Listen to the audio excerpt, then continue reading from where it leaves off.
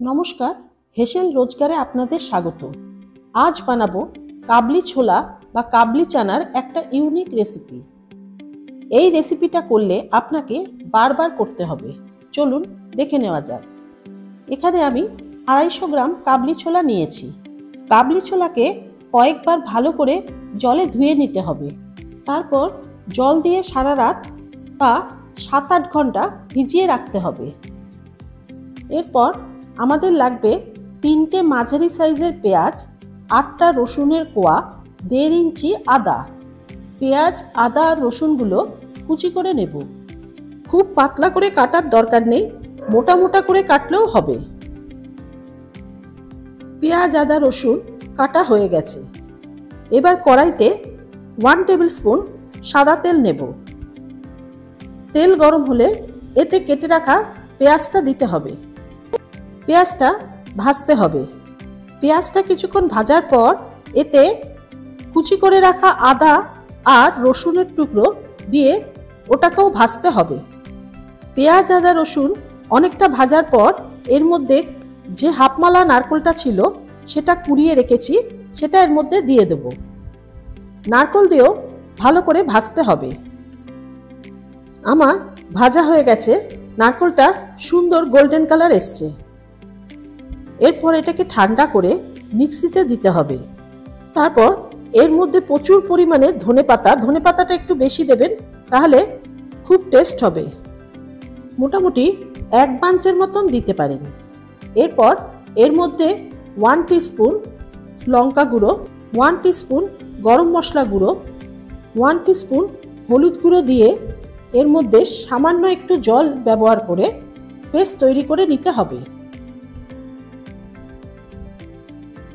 নারকেলের পেস্টটা তৈরি হয়ে গেছে। এবার একটা প্রেসার কুকার নিয়ে সারা রাত ভিজিয়ে রাখা কাবলি ছোলাটা দেব।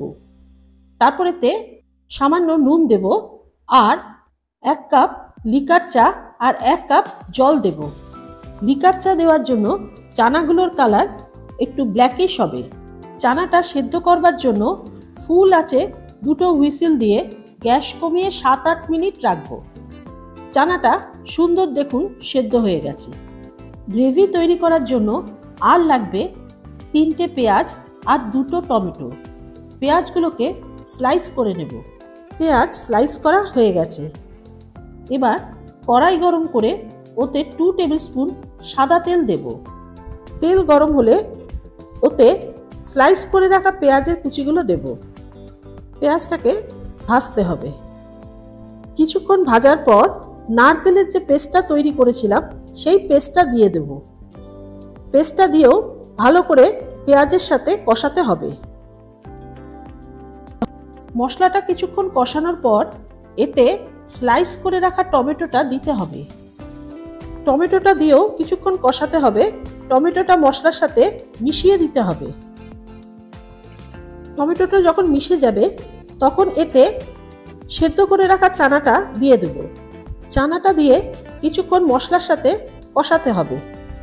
তারপর এতে স্বাদ মতো নুন দিয়ে ভালো করে কষিয়ে নিতে হবে। কষাতে কষাতে যখন তেল ছেড়ে আসবে তখন এতে সামান্য জল দিতে হবে। জলটা কিন্তু বেশি দেওয়া যাবে না, কেননা এর গ্রেভিটা একটু গা মাখা হয়। এবার কিছুক্ষণ ঢাকনা দিয়ে রাখবো। কিছুক্ষণ বাদে ঢাকনা খুলে দেখুন গ্রেভিটা কেমন গা মাখা হয়ে গেছে। এরপর এতে স্বাদ অনুপাতে চিনি দেব। এই রেসিপিটা কিন্তু একটু মিষ্টি মিষ্টি হয়, কিন্তু আপনারা ইচ্ছা করলে মিষ্টিটা কমও দিতে পারেন। চিনিটা দিয়ে কিছুক্ষণ ফুটিয়ে গ্যাস বন্ধ করে দেব। আমার চানা রেসিপিটা তৈরি। পরোটা, নান দিয়ে দারুণ লাগে। রান্নাটা যদি ভালো লাগে প্লিজ সাবস্ক্রাইব করবেন আর কমেন্ট করে জানাবেন কেমন লাগলো।